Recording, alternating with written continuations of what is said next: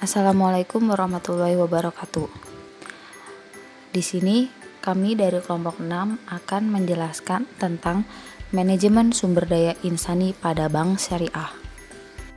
Sebagai upaya dalam pengembangan sumber daya insani, ini dapat dilakukan dengan 3 cara. Yang pertama, pendidikan formal yang biasanya kita tempuh selama kurang lebih 12 tahun. Lalu kuliah. Yang kedua, lingkungan kerja. Lingkungan kerja ini berupa pelatihan sistematik maupun latihan formal yang dilakukan oleh si perusahaan tersebut. Terus pengembangan diri sendiri atas dorongan diri sendiri. Nah, di sini itu adalah ketika kita mampu untuk mendapatkan pengetahuan, keterampilan, dan kapasitas, itu juga seperti dorongan untuk diri kita. Dalam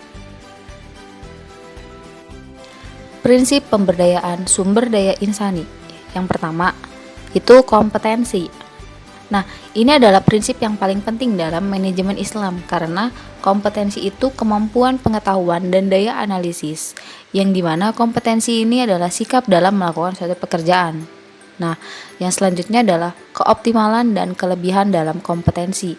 Ini juga sangat diperlukan karena kompetensi yang dimiliki harus optimal dan melebihi kompetensi personal lain yang memiliki kompetensi yang sama.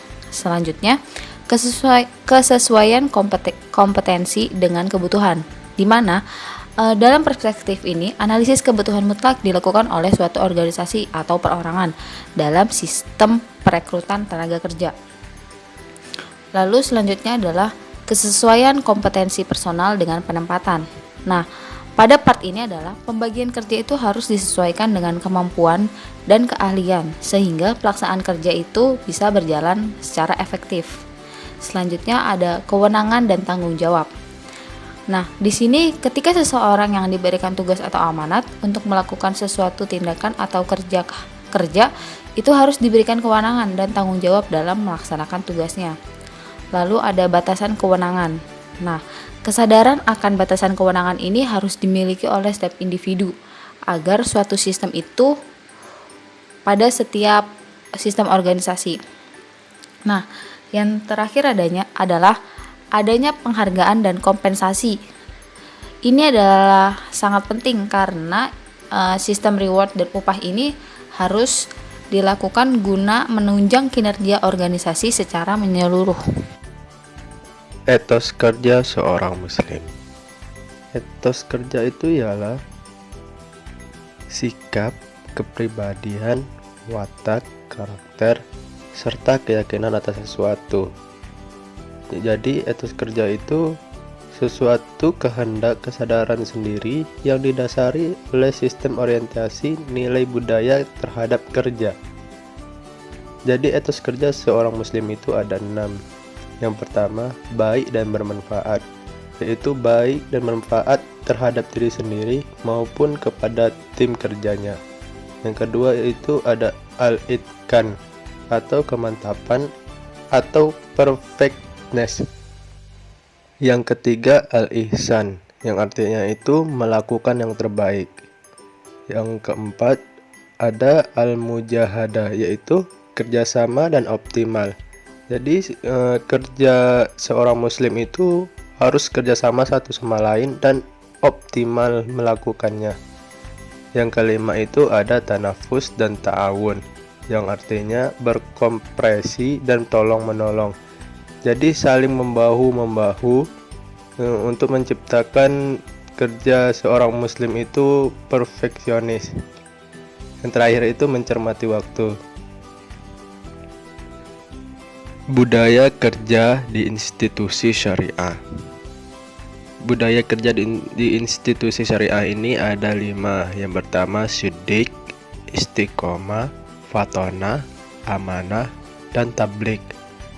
Nah, untuk penjelasan ini kita tanyain aja langsung sama Mbak Google ya. Oke Google, apa yang dimaksud siddiq, istiqomah, fatonah, amanah, tablik dalam budaya kerja di institusi syariah?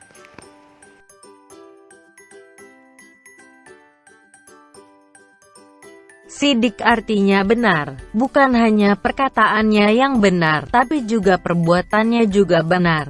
Sejalan dengan ucapannya, istiqomah artinya lurus, sedangkan menurut istilah istiqomah dapat diartikan sebagai perbuatan menjaga perbuatannya tetap pada jalan yang lurus dan tidak berubah karena sesuatu. Istiqomah dalam Islam berarti menjaga segala iman dan takwa di jalan Allah dengan tetap beribadah, menjalani perintahnya dan senantiasa menjauhi larangannya. Fatanah artinya cerdas.